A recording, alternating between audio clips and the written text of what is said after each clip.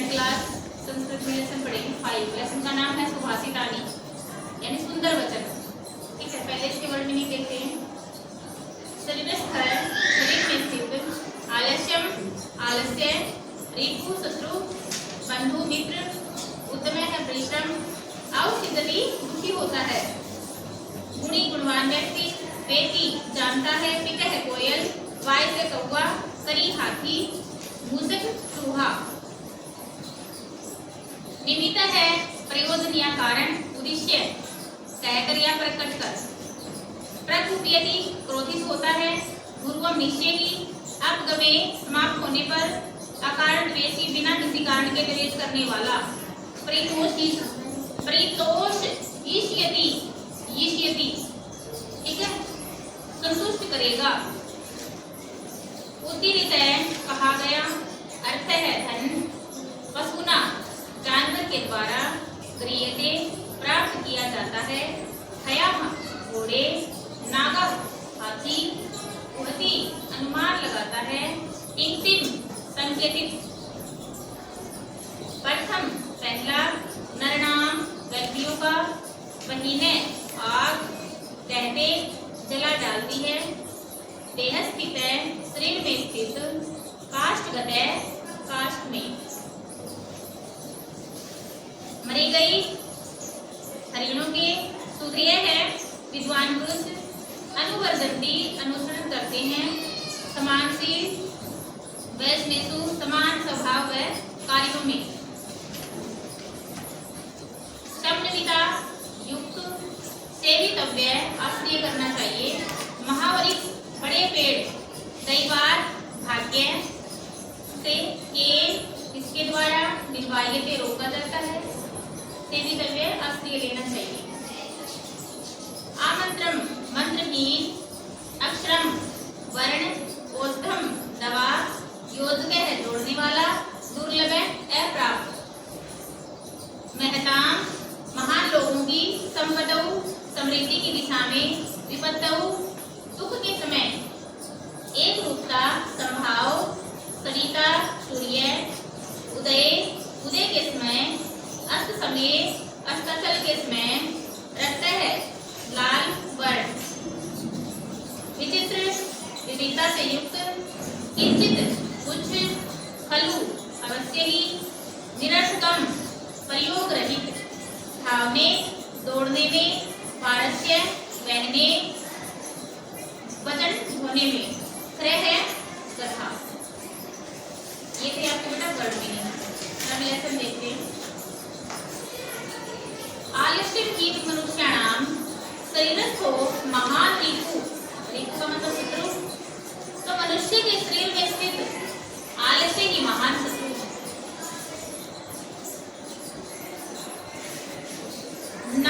नास्त्यो उद्यम समो, उद्यम का मतलब परिश्रम। बंधु कृत्वा यम नाव सिद्धति, परिश्रम के समान कोई बंधु नहीं है, यानी परिश्रम के समान कोई मित्र नहीं है, जिसको करके मनुष्य कभी भी दुखी नहीं होता। जितना परिश्रम करोगे उतनी सफलता मिलेगी, और जितना आलस करोगे उतना ही दुख पाओगे। ठीक है, ये सोचते हैं ना आज का काम कल कर लेंगे आलस्य में, और आज ही कर लेते हैं तो उसमें तुम्हारा भला होता है, सुख मिलता है। ठीक है, यानी कोई दुखी नहीं होता। गुणी गुणम वेति न वेति निर्गुणो, गुणवान मनुष्य गुण को जानता है, वो निर्गुण व्यक्ति गुण को नहीं जानता। बलि बलम वेति न वेति निर्बल, पिको वसंतस्य गुणम न वायस, बलि बलम वेति न वेति निर्बल, यानी बलवान मनुष्य ही बल को जानता है, निर्बल बल को नहीं जानता। पिको वसंतस्य, पिकोती कोयल, वसंतस्य गुणम न वायस, वसंत ऋतु का गुण कोयल ही जानती है, मीठी आवाज होती है। ठीक है, और कौवा वसंत का गुण नहीं जानता, वायस का मतलब कौवा होता है। करी, करी का मतलब हाथी, करी न सिगस्य बलम न पुष्ट, यानी हाथी शेर के बल को जानता, छुआ नहीं। समझ आ रहा है बेटा? नेक्स्ट है निमित्त उद्देश्य, ठीक है। प्रकुप्यति, जो मनुष्य किसी कारणवश क्रोधित हो जाता है, दुर्गुण से तपस्या में प्रसिद्धति,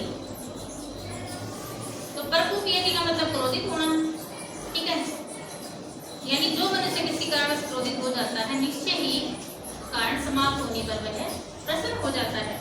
प्रतिनिधि अकारण द्वेषी मस्तु यस्तु वै कथम जनस्तम परितोषीषेति।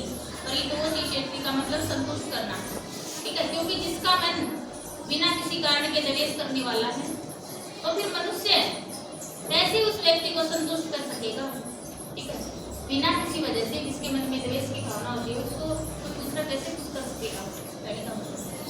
नेक्स्ट है उदीरितो अर्थ है पशु नापी क्रियते। पशु के द्वारा कहा हुआ अर्थ ग्रहण कर लिया जाता है। हयास नागाश वहंती कोदिता। नागा हाथी होता है। इसी प्रकार बोध कराए जाने पर, हय का मतलब घोड़ा होता है, इसी प्रकार बोध कराए जाने पर घोड़े और हाथी भारण होते हैं।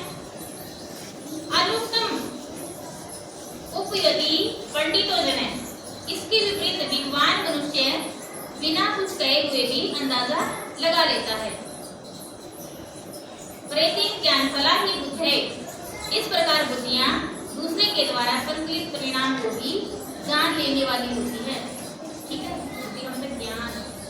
क्रोधो ही शत्रु प्रथमो नराणाम। मनुष्य के शरीर के विनाश के लिए शरीर में स्थित क्रोध ही उसका पहला शत्रु है। देहि स्थितो देह विनाशाय, ठीक है। यथा स्थित काष्ठगतो ही वैनी। इस प्रकार काष्ठ में स्थित आग काठ को जला देती है। स एव वह्निर्दते शरीरम। उसी प्रकार शरीर में स्थित क्रोध शरीर को जला देता है। नेक्स्ट है मृगा मृगई संगम अनुवर्जन्ति। गावश्च गोपी तुरंगस तुरंगई। तुरंग का मतलब मनुष्य के शरीर के विनाश के लिए शरीर में स्थित क्रोध ही उसका पहला शत्रु है। देहि स्थितो देह विनाशाय, ठीक है। यथा स्थित काष्ठगतो ही वैनी। इस प्रकार काष्ठ में स्थित आग काठ को जला देती है। स एव वह्निर्दते शरीरम। उसी प्रकार शरीर में स्थित क्रोध शरीर को जला देता है। नेक्स्ट है मृगा मृगई संगम अनुवर्जन्ति। गावश्च गोपी तुरंगस तुरंगई। तुरंग का मतलब घोड़ा होता है। हय का मतलब भी घोड़ा होता है, ठीक है। अश्व का मतलब भी घोड़ा होता है, ठीक है। गावस का मतलब गायों में यानी गाय, और मृग क्या होता है, हिरण। तो हिरण हिरणों के साथ और गाय गायों के साथ और घोड़े घोड़ों के साथ। आगे है मूर्खास मूर्खई। मूर्ख मूर्खों के साथ। सुदीय सुदीपी। सुदीय का मतलब विद्वान पुरुष होता है, ठीक है। और विद्वान विद्वानों के साथ।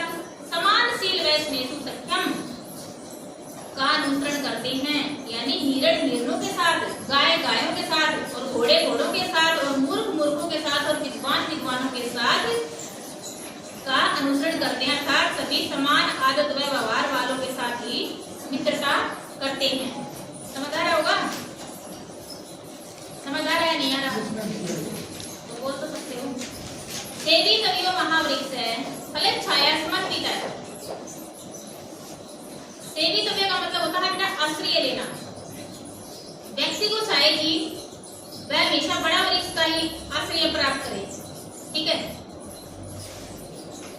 क्योंकि यदि दैवात फलम नास्ति छाया के निर्वायते। और फल छाया समन्वित है, यानी जो वृक्ष फल और छाया से युक्त हो। भाग्य से यदि वह वृक्ष फल देने में समर्थ नहीं है तो भी छाया मिलने का सुख तो मिलेगा, ठीक है। आज उस पर फल नहीं लगते हैं तो कम से कम छाया तो मिलेगी, ठीक है। यानी किसी के द्वारा रोका नहीं जा सकता, यानी कि जो छाया से मिलने वाला जो सुख है वो किसी के द्वारा रोका नहीं जा सकता। अमंत्रम अक्षरम नास्ति। नास्ति मूलम मूलम औषधम। औषधम का मतलब दवाई होती है, अक्षरम का मतलब वर्ण होता है, और अमंत्रम का मतलब मंत्रहीन, यानी कोई भी अक्षर मंत्र से हीन नहीं है जो कि मनन के योग्य न हो, ठीक है। और कोई ऐसी जड़ नहीं है जो किसी न किसी रोग की औषधि न हो। हमारे खेतों में बहुत सी जड़ी बूटियां होती हैं, लेकिन हम लोगों को पता नहीं होता। ठीक है, वो जड़ें पता नहीं किस किस औषधि में काम आती हैं। तो अयोग्य पुरुषनास्ति योजक स्त्र दुर्लभ है। कोई पूर्णतया अयोग्य पुरुष नहीं है, वहाँ केवल योजक यानी निर्देशक का अभाव है। संपत्तौ च विपत्तौ च महता में भूता। मैदान का मतलब बेटा महान लोगों की, और संपत्तौ का मतलब समृद्धि की दिशा में। ठीक है, और विपत्तौ दुख के समय, और एक रूपता मतलब संभाव। तो महापुरुषों की स्थिति समृद्धि के समय अर्थात सुख में, कहने का मतलब सुख में और दुख में एक समान ही होती है महापुरुषों की। ठीक है, यानी दुख में तो एक ही समान होती है, मदद करते हैं। उदय से बीता रक्तो रक्त श्राद्ध समय तथा। तो सविता का मतलब होता है सूर्य, और उदय के समय। ठीक है, और अस्तमय अस्ताचल के समय में, यानी जिस प्रकार सूर्य उदय होने के समय तथा अस्त होने के समय एक जैसे ताम्र रंग यानी लाल रंग को ही धारण करता है। जब उदय होता है तब भी वैसा ही कलर होता है, देखा होगा ताम्र कलर। ठीक है, रेड होता है ना, और जब अस्त होता है तो भी वैसा ही कलर होता है। ठीक है, अर्थात अब कहने का मतलब कहाँ पे आ रहा है, महापुरुषों पे बात आ गई, यानी महापुरुष भी सुख व दुख में एक समान रहते हैं, कहने का मतलब समझ आ रही है। नेक्स्ट देखेंगे, विचित्रे खलु संसारे नास्ति किंचिदनम निरर्थकम। तो विचित्र का मतलब विविधता से युक्त, और किंचित का मतलब कुछ। ठीक है, और खलु का मतलब अवश्य ही, और निरर्थकम का मतलब प्रयोग रहित। इस विचित्र संसार में कोई भी वस्तु अथवा प्राणी उपयोग रहित नहीं है। भगवान ने सब सोच समझ कर ही बनाए हैं। ठीक है, सभी का उपयोग किसी न किसी जगह तो है ही। अश्वस्तेद धावने वीर वारस्य वहने खरे। तो अश्व का मतलब घोड़ा होता है। ठीक है, धावने का मतलब दौड़ने में, और वारस्य वहने का मतलब वजन ढोने में, और खरे का मतलब गधा। जैसे कि घोड़ा दौड़ने में वीर यानी दौड़ने में प्रथम आता है। ठीक है, तो भार ढोने में वीर कौन है, गधा है, बहुत बोझ ढोता है। ठीक उसी प्रकार प्रत्येक का अपना महत्व है, यानी कि अपनी जगह पे कोई भी कम नहीं है। ठीक है, गधा भी वीर है तो घोड़ा भी वीर है। ठीक है, वो अपनी रेस में है और वो अपना भार ढोने में है। ठीक है ना बेटा, तो ये आपको लेसन समझ में आया होगा सभी को, सबको समझ आ गया, किसी को कोई प्रॉब्लम?